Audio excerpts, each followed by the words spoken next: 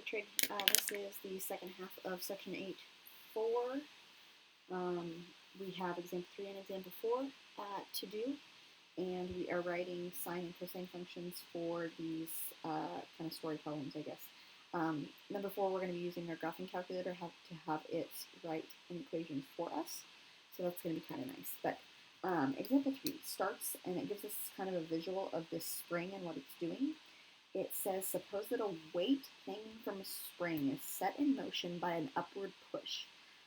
So what's happening is it's starting here at equilibrium. I'm really delayed, sorry. Starting here at equilibrium, and then it's getting pushed upward, okay? Let's see, it pushes upward. It takes 5 seconds for one complete cycle of moving from its equilibrium position, starting here, to go 8 centimeters above, then dropping to 8 centimeters below, and then coming back to equilibrium position, okay? So starting at equilibrium, going 8 centimeters above, dropping 8 centimeters below, and finally returning to equilibrium position. It takes 5 seconds for that to happen, okay? So 5 seconds for it to go all the way through that. So this kind of gives us an idea of like what our graph should look like, okay? Equilibrium position is kind of like the x-axis. And this is like the y-axis where it starts, where like time starts, okay? So starting at equilibrium, going up, coming down, coming back up. Okay, so let's kind of take some notes from here. Let's do amplitude, period, phase shift, vertical shift, okay? So amplitude, how high is it going up and how low is it going down? It's going 8 centimeters above, 8 centimeters below, so that's going to be my amplitude for this problem, okay? The period is 5 seconds, okay? And so we will have to kind of manipulate that a little bit to find what B is. So I'm going to put B equals question mark because we'll figure that out here in just a second. Phase shift, left and right. If I use a sine function, which starts at 0, goes up, comes back down, goes back up again, if I use sine, he's not going to have a phase shift because he starts down here at 0 and does that, okay? And then vertical shift, he's not shifted up any. So there's no vertical shift there. So that's kind of nice. Let's go ahead right quick and figure out what the B value will be. Okay. So when that is 5, we have to kind of work backwards and we have to do a little bit of work. To find the period, we take 2 pi and we divide by B. Ooh, fuzzy. There we go. I take 2 pi and divide by B, and that, they're saying, is equal to 5 seconds. Okay. So how do I find B then? What I can do is I can just flip those 2 around. So 2 pi over 5 will be what B is, okay? And 2 pi over 5 doesn't reduce at all, so we'll just leave it as 2 pi over 5. That will be my B value, okay? So they have us over here answer some questions. Let's see if I can get this all on the same screen. Probably not.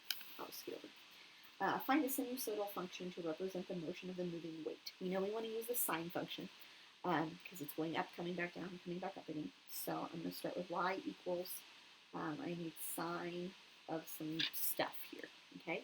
And the only 2 things that I have to insert in there is an 8 for an amplitude and my B value, which is 2 pi over 5. And I'm going to put, we use t for time. Yeah, we put better. Instead of using x, we'll use t for time.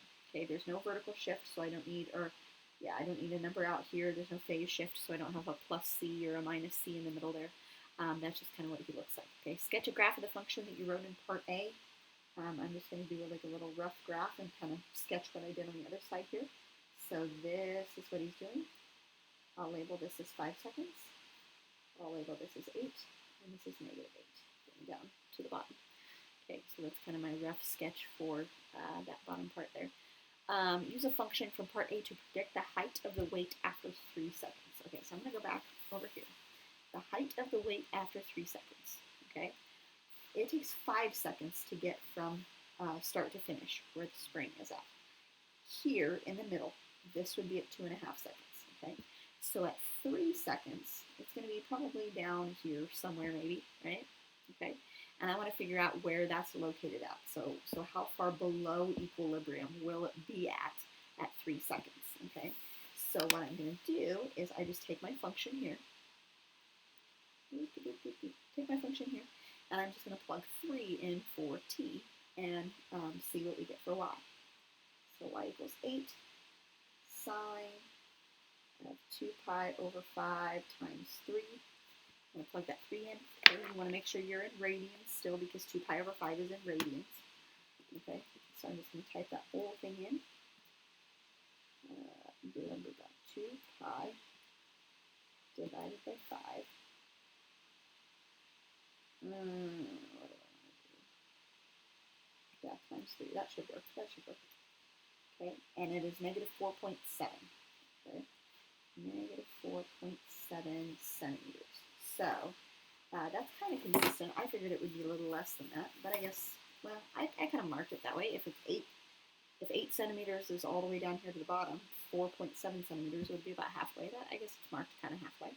So 4.7 centimeters below equilibrium is where he will be located at after 3 seconds. Okay, that makes sense. Part D, in the first 5 seconds, when will the height of the weight be 6 centimeters below equilibrium position? Okay, so they want to know this. So this right here is at 4.7 below. Okay, they want to know where he will be at 6 below. Okay, now there are 2 places where he will be at 6 below. He'll be 6 below here and 6 below here. Right, at those 2 places. He hits here at 3 seconds. So this place and this place are going to be probably a little bit bigger than 3 seconds. Maybe 3.5 seconds or maybe close to 4 seconds for this one. I don't know for sure.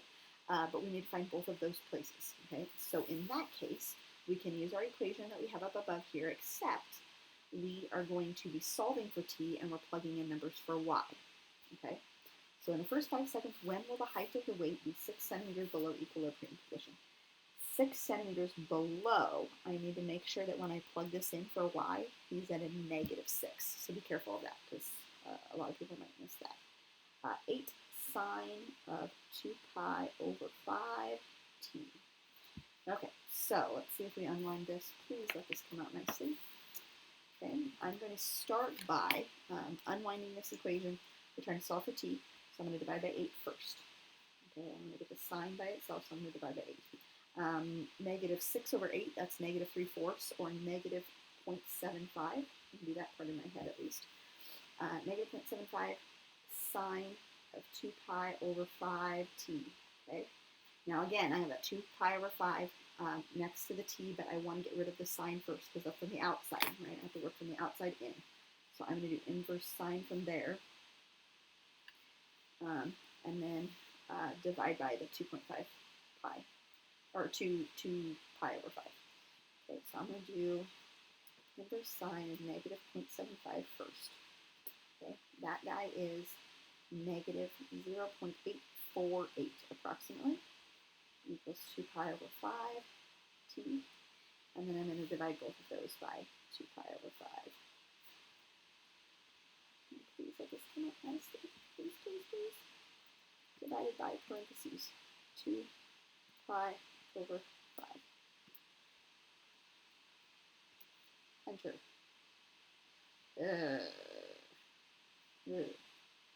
That's not what I wanted. T equals negative 0.675.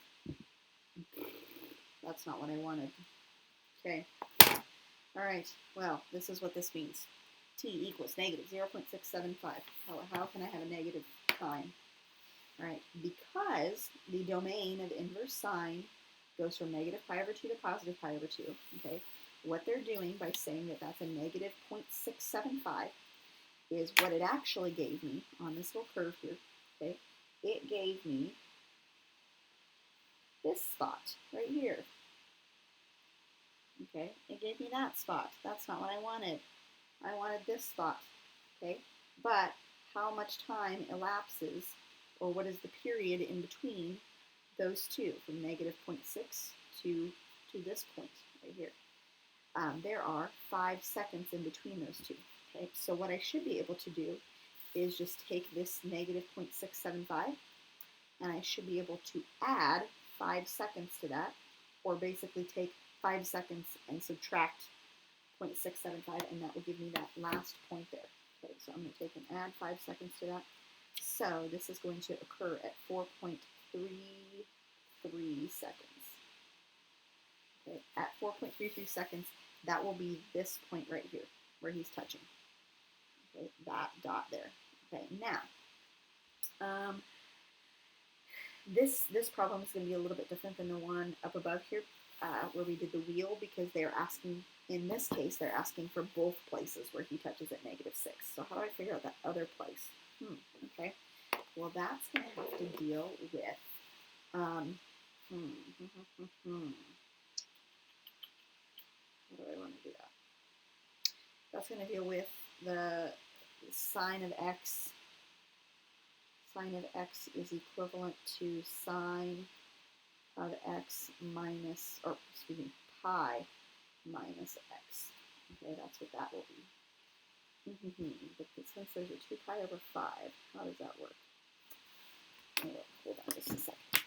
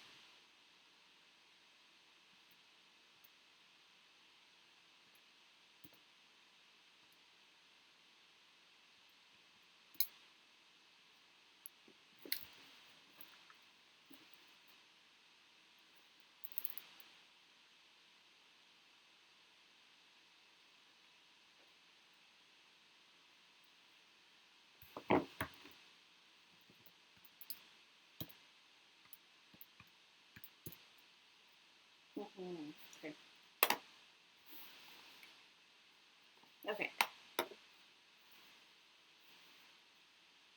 All right, so we found that the first one was 4.33 seconds, or really this second point was 4.33 seconds. So we need to figure out what this one is here. Okay, now here's the deal. So we are going to use this sine of x and sine of pi minus x in this case, x to get the other one, except pi. The reason why they use pi is because pi is half of a period of sine. But the period for this function is not in terms of pi. The period for this function is 5. Okay, so half of a period would be 2.5 seconds. Okay, so to figure out this other one, okay, we simply are just going to take 2.5 seconds minus this negative 0.675. Okay. So basically this 2.5 seconds, I'm going to add to that 0.675 to get to that point. So let's do this. 2.5 minus a negative 0.675. Let's see how this works. I just looked in the book and they totally cheated, by the way. They did not solve this out using algebra. They actually graphed the function on their calculator and got an answer that way. Cheaters, whatever. Anyway, I'm going to do it this way. So it will hit there at 3.175 seconds and 4.33 seconds is what those two are. Okay. So we kind of use that identity from up here, except the kicker was we can't just do pi minus x. We have to use 2.5 minus x. That's kind of where I was a little bit confused. But yes, 2.5 minus x is half of the period, since our period is not 2 pi anymore. Our period is 5 seconds. Okay. All right. So last one, temperature data. Here, we're going to have the calculator actually create the function for us. We're not going to manually do it. I think they want us to manually do the function for part B and part D, but I crossed those out because we've done enough of the manual functions. So let's just have the calculator do this one for us. The following table shows the average monthly temperature in Cleveland, Ohio, based on data from 1971 to 2000. So basically, they've taken the average temperature of each one of those years, and the average temperature in January for the entire month of all of those years was 25.7, and on down all the way through. Okay, make a scatter plot of the data. So I went ahead and just to save a little bit of time, I went ahead and put these this data onto my calculator already. So you can just kind of follow along with what I have. Let's see if it's saved. On stat. We go to stat edit, and there it is, all of that data. So I went ahead, since the months are labeled with January through December, instead of doing January through December, I did 1 through 12, because we have to have numerical values for those, and then I did the temperature just in regular degrees, okay? So they went ahead and did the scatter plot over here, but if I hit graph, you know, my scatter plot might look a little bit different than theirs, okay? And in fact, it's not even coming up on the thing. For one thing, I need to make sure that my stat plot is on, okay? Well, my plots are off, so let's do that. Let's fix that first, okay? I want to turn my plots on. And then I want to change my window. Okay, my window's not going from -10 to 10 anymore. And we have to kind of figure out what our data points are going from. So my lowest x coordinate is going to be 1, because that's January. My highest x coordinate is going to be 12, because that's December. So let's go, instead of 1 to 12, let's go 0 to 13, which I think is what, yeah, that's what they actually did. Okay, for the y values, though, the lowest y value I have is it January 25.7? Okay, so let's go, they went 0 to 100. Let's go 20. Let's see what this looks like. 20, and then the highest y value that I have is 71.9. Really, that's it for July temperature? Oh, we're in Cleveland, Ohio. I don't know if that makes a difference, but let's go 80. We'll go from 20 to 80, okay? And we will graph this function. There we go. There it is, okay? So ours is a little bit more zoomed in than what theirs has on here, but that's okay. Make a scatter plot of the data. Then they want us to use a sign regression. So they're going to make a sign function for this stuff. So to do that, we go stat, and instead of stat edit, we go stat calc, and this is where we can say, make me a linear regression, make me a quartic function, make me an exponential function, whatever. Sign regression is this one right here, and so I'm going to click, and they're saying, do you want your X list to be list 1, your X or your Y list to be list 2? Yes, so I'm going to go down and hit calculate, and it's going to spit out a function for me. Okay, so let's see. Use the sign regression feature on your calculator to find another sinusoidal model. Okay, so my sinusoidal model is y equals. They give me A, B, C, D. And those are the same A, B, C, D as what we use. So A, we'll say, is 23.1. Make sure you write this down. 23.1 sine of B is going to be 0.50. We'll just do 0.5 x plus C is actually a negative. We'll go 2.05. And then plus D, which is 48.69. So we'll do that, okay? So that's what my sign regression function is going to look like. And then the reason why we do these is so that we can make predictions. So use one of the models to predict times of the year in which the average temperature is 45 degrees. Ugh, yeah, okay? Time of the year, that means we're solving for time in here, which means we're solving for x. All right, so we're just going to find the first one. We're not going to find all of the times with 45 degrees, but we'll just find the first one. So I'm going to plug 45 in for y, and then we're just going to rewrite or unwind this. Sine 0.5x minus 2.05 plus 48.69. Okay, so subtract 48.69. Get rid of that. After I do that, I'm going to divide by 23.1. I'm going to do a couple of these steps all at once. Okay. So on the left side, I have 45 minus 48.69. Okay. And then divide that by 23.1. So this gives me negative 0.1597. equals sine of this yucky junk here. Ooh. Okay. I'm going to make my screen bigger here so you can see what I'm doing. All right, so down here at the bottom. Now I'm going to get rid of the sign. So I take the inverse sine of that number. Okay. So since he's still in my calculator, I'm going to do second sine of that answer. And I get negative 0.16-ish, over 0.4 equals 0.5x minus 2.05. Okay, now the sign is gone. I just have that stuff left over. Okay, so I'm going to do a couple of these steps at once. I'm going to add the 2.05. Okay, and then I'm going to divide by 0.5.